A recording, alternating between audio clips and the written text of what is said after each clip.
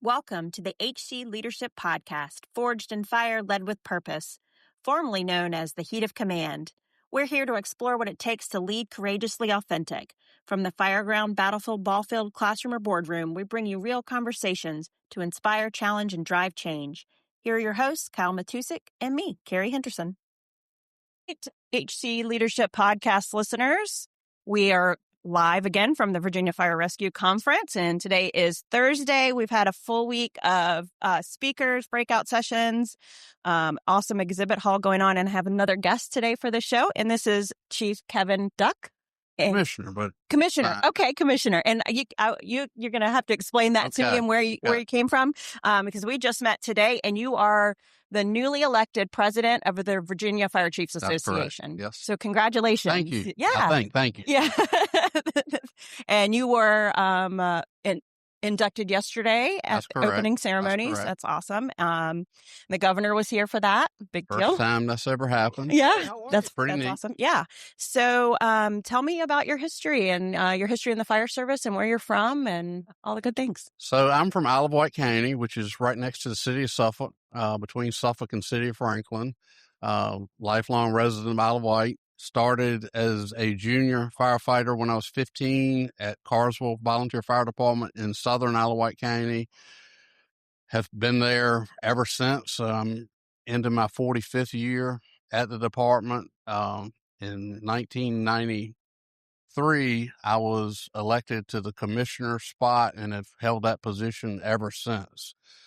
So the commissioner, which is kind of unusual for Virginia, is kind of what you would think of as like the president's spot in a lot of organizations. When I first went into that position, our chief did everything, budgets, ordering equipment, everything. And basically when he recruited me to run for the position, he said, look, I want to run fire grounds. That's all I want to do.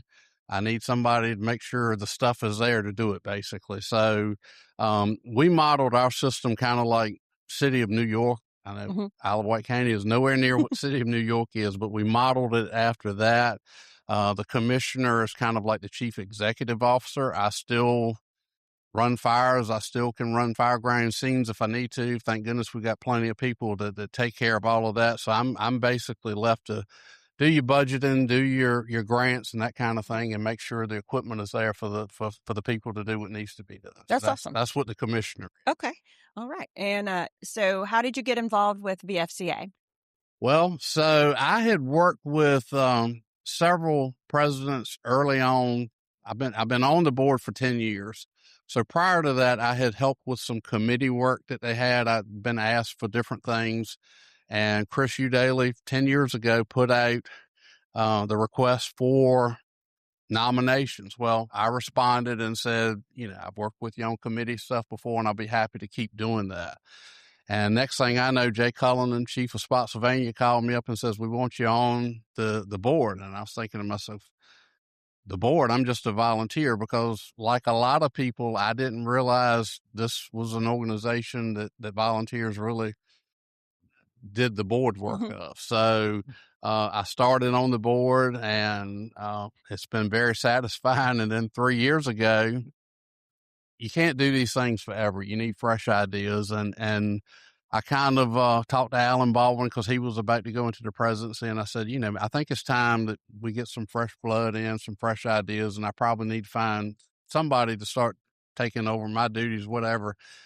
And he told me, not until you go through the chairs. And again, as a volunteer, I really didn't think, that was what I would be doing. But I started in the chairs, and it's been very rewarding, very satisfying. I've had several people ask, how long has it been since a volunteer only has been the president of the association? And Chris Udaly and I were looking at the board the other day, and I think we figured that's probably been close to 40 years since only a volunteer has been president. So it's very humbling. It's very rewarding, and hopefully we can get a lot more people involved in taking part in it. Yeah, absolutely. I started as a volunteer 25 years ago with the city of Williamsburg, and then James City Bruton Volunteer Fire Department, and then came over to the career side with James City County. So Okay. I understand Awesome. the volunteer system near and dear to my heart. Awesome. Yeah. Awesome. Yeah. And I had some awesome volunteer chiefs that I was blessed to be able to work under 25 years ago now. That's But where yeah. you learn it all. It is. It is. They were such a big support system for me and believed in me and pushed me hard, and it was a big deal for me. So, That's great. yeah. So, talk about. I was hearing a little bit from Chief Cooper about your ideas for this coming year. So as I started getting closer to the president's position, I knew we had 1,000 plus members of the association, but I started doing a little digging with our membership system and found that there were really only about 60 volunteer only members of the association. Now that doesn't mean that they're not. I know some friends of mine that are, battalion chief in the city, and that's probably where they're registered as being a member, Right.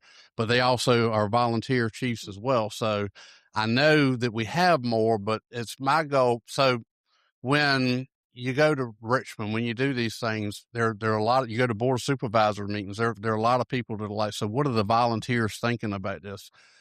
So the input from the volunteers is very valuable. So one of my goals this year is to hopefully get a lot more volunteers involved. I would like to see us get at least 150 to 250 added to the roster as volunteers. We found one of our vendors that's kind enough to offer to pay 25% of the volunteer membership for the coming year, kind of as a congratulations for what's happened with me. And we're hoping that that'll be an incentive to bring on some people so we can increase the voice, because we're not just the voice of chief officers, we're the voice of the whole system in Virginia. So, and we want to make sure we're getting that word out to everybody. That's awesome. Good stuff.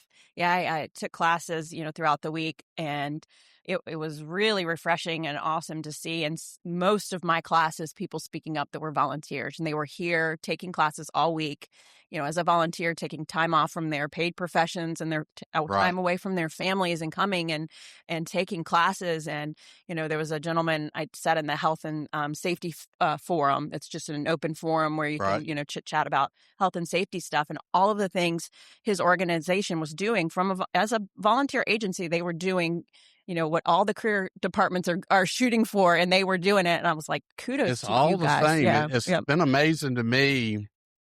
The volunteer system is getting harder and harder, but when I got on this board, I started hearing from the career chiefs the same problems we're having. There would be chiefs in meetings that would say, I can't get people to come be this city firefighter, and I'm paying them. Right. So yeah. the problems are all the same. It's just different levels. I might not have to deal with some of like the collective bargaining type stuff because, that's outside of what volunteers is, but we all share the same problems. And I have been very impressed from the very start. We could be discussing something in a meeting, and I'd have a big city career chief turn and look to me and go, Kevin, how's this going to affect the volunteers? So I've been very impressed at how we have tried to be the voice of everybody and make sure we're not putting anybody in a position where it hurts anybody. Yeah. It's been awesome. Yeah. So how, you touched a little bit on it, but your volunteer organization, how are you guys doing with recruitment and retention? So if you would have asked me that question 3 years ago, 4 years ago, I would be happy, but I would be wondering, are we looking at something down the road? But right now we're as blessed as we've ever been. When I first started, we probably had a roster much bigger than it is now, but that was back in the days where, you joined for your T-shirt, you stayed on the roll all the time, and nothing ever changed. With the change in training and liability issues, we have done a good job and probably the last 20 years of making sure if you were not getting your training, if you were not getting your certifications, were not then doing what the job required, you didn't stay on the roster. So our numbers are probably a little less. We probably have what I would say 35 to maybe pushing 40 really, really active, highly qualified, more qualified than ever, in my opinion. And it's because we're starting to have guys from Suffolk and Portsmouth and Chesapeake who are living in the county, and they're not satisfied just doing it at work. They want to contribute back to their locality too. So we had a big fire just a couple months ago, and I'm a little bit outside the district. I'm usually there for the after the second push, if you will.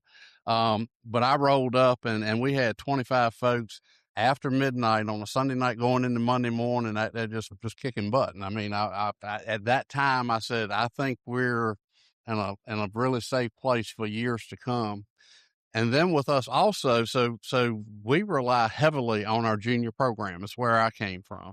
And right now we have probably 13 to 15 very active, highly gung-ho young folks that are in our junior program, and that's our future. So I feel really good right now. Good.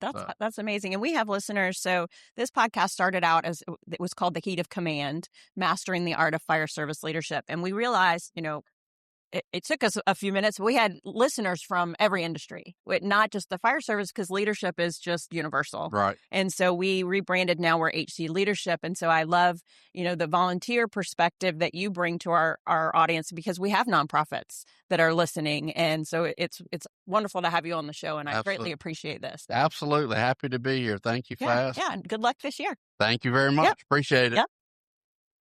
You've been listening to the HC Leadership Podcast. Leadership isn't rank or title, it's how you show up. So go look in the mirror. Are you leading with purpose today? Keep reflecting, keep leading. Until next time.